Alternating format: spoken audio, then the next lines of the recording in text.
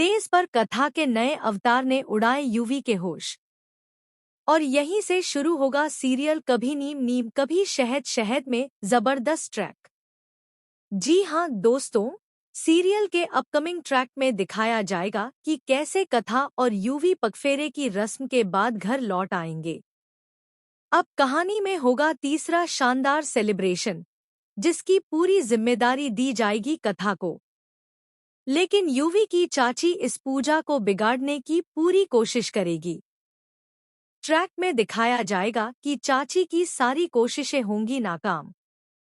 अनामिका चाची एक नई चाल चलेगी। वह जानबूझकर कथा को यूवी की मां की खास साड़ी देगी और कहेगी कि इसी साड़ी को पहनकर पूजा करना है।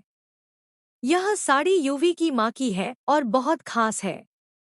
कथा साड़ी को सिर से लगाकर कहेगी, कोई बात नहीं, इस साड़ी के भरोसे ही मुझे सासू माँ का आशीर्वाद मिल जाएगा।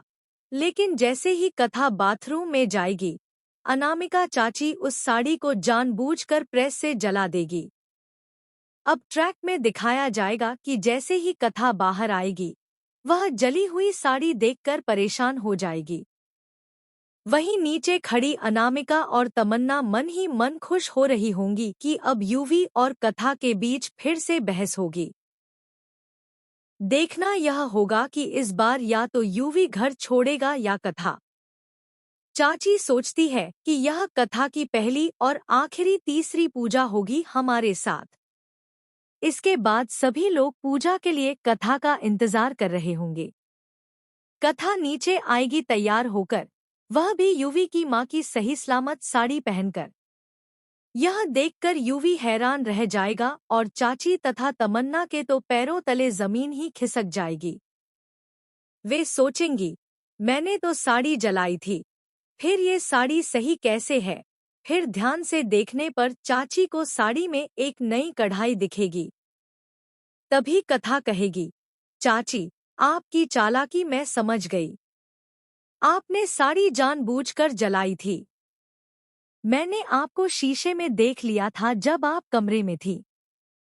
और दोस्तों, यहीं से शुरू होगा कथा का नया अवतार, जो यूवी के होश उड़ा देगा।